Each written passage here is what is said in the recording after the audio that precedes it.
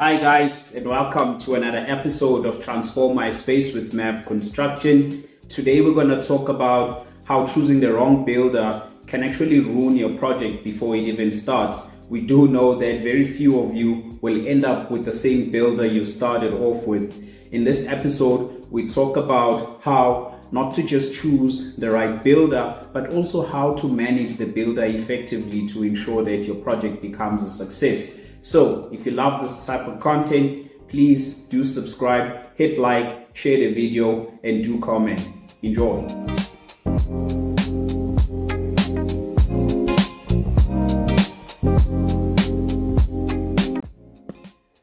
Now, before we talk about the builder, let's talk about your responsibility as a homeowner.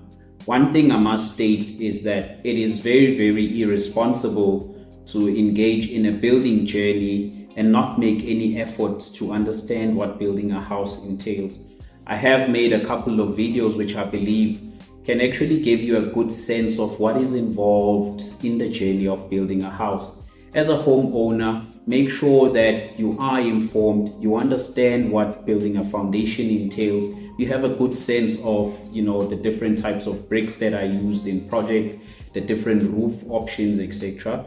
Yes, we wouldn't expect you to be knowledgeable in terms of the detail, but one of the things that actually make building arrangements, building contracts go very bad is because the homeowner is not informed at all about what is expected to actually happen. And then sometimes you become vulnerable to whatever the builder is telling you, number one. But number two, you're also very, very vulnerable to having the builder provide you with the product that is not up to standard, that is not in line with standard, and that can actually place you in a position that is not so great financially in future as your structure loses integrity because of that. So I think the first thing I must say is that as a homeowner, take some initiative, understand what building entails so that you can hold a conversation with the builder and you can actually follow on what they are saying and be able to challenge them where you can. Now, the first tip is that your builder must be registered with the necessary councils. In the case of South Africa, the builder must be registered with the National Home Building Council. They must have a recent valid certificate, and that means that this builder is qualified, is certified to practice building in the country. Now, other documentation may also be necessary if you want to be more pedantic. You can also check if the builder has got some insurance. For instance, should something happen on site or for whatever reason there is structural failure which can lead to very, very, very costly consequences, the builder is then also covered in that sense. So the documentation of the builder becomes extremely important, and that's how you can actually verify that this person is actually qualified and competent and capable of helping you with building the project. Ask for the necessary certificates, whether it's the NHBRC or your CIDB grading in the case of your larger projects and tenders, etc.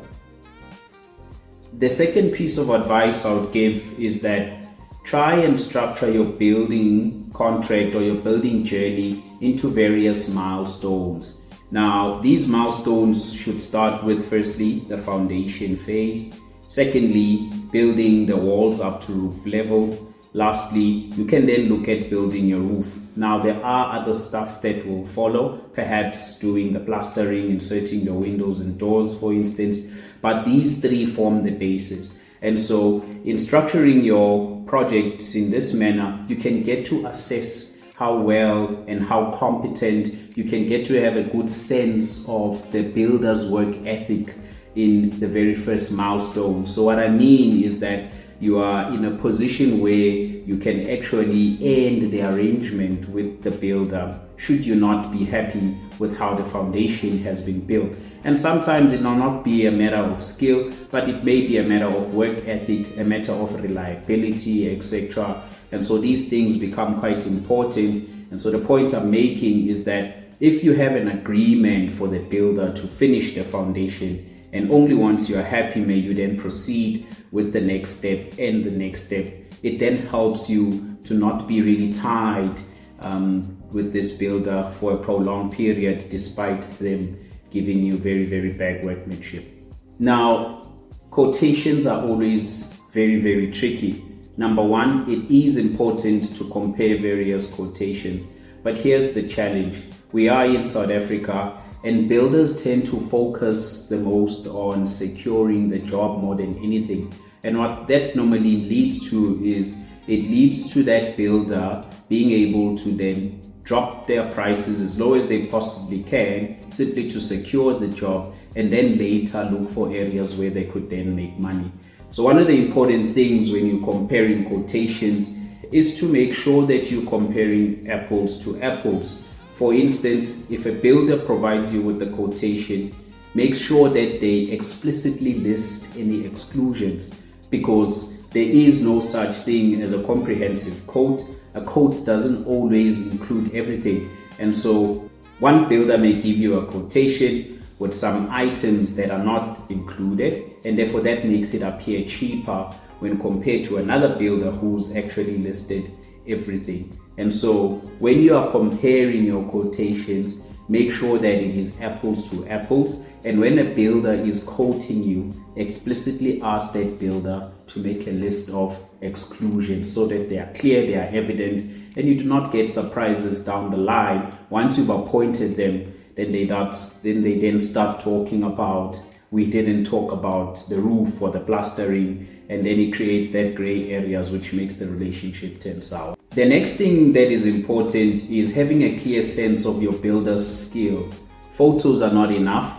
I think it is very advisable that you don't only see photos, but you actually find the builder on site busy with the project.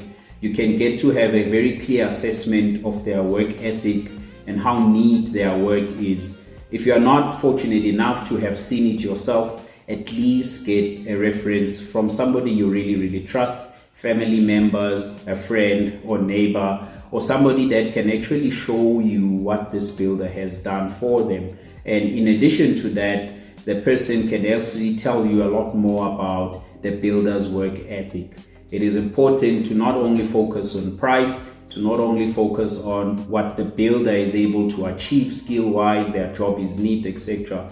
But the most important thing is the work ethic that you get from this builder, the honesty, the integrity, and most importantly, the reliability. So these things become far more important than just purely looking at a quotation, and hence it becomes important to have had some information from people that you trust.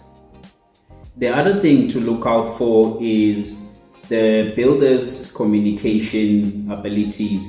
Very often you'll see some red flags if you're communicating with the builder. They are not very good at communication. They talk about getting back to you, but then they don't. Whatever then happens in the very early stages, the client acquisition stages, is a true reflection of what will happen later on. So be mindful of the communication skills of this builder. Does the builder say what they promise to do, or are they very bad at that? Normally that becomes a sign that you're going to have challenges with this builder later on. When you start looking at building your project, you will have issues with that builder. The other important thing is that you should never ever be paying the builder upfront. Do not make hefty deposits upfront with the hope that the job will be carried out. It is important that the builder actually executes a fair chunk of the work, and then you make an assessment around how much you are then able to pay them. I think this is also important to be agreed upon between the builder and the homeowner very early on in the contractual agreement that you sign together, so that there are no gray areas and issues in that regard. Building can be very, very costly, and you do not want a situation where you've paid a builder but they haven't returned to complete the job, and now you're looking for another builder to continue and you incur those costs. So very, very important that you try and work on the basis of the builder pushing a fair chunk of the work first and then being paid or rewarded at the end of that phase, continuing with the next phase, etc. Another important thing is to appoint an independent engineer. Now, there are some builders that will recommend engineers that they know of, that they associate with, that they've been working with. And the shortcoming with that is that there may be a conflict of interest in that the engineer is meant to have a very objective, sound assessment of the builder's quality of work without any bias. And so if you appoint a separate engineer, your own engineer, it does make the project actually unfold a lot easier and more seamlessly, as that this independent party is able to actually keep your builder honest and in line. I think this kind of arrangement really helps to make sure that the builder is not marking their own homework through a friend or a party that they have been working with for some time.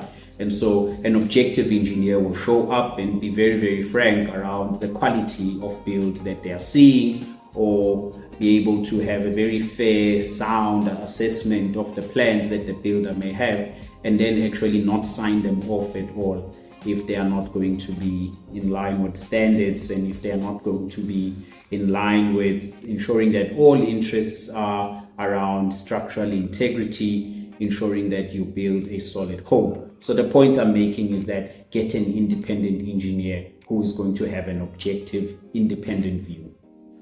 So there you have it, peeps. Builders aren't bad people.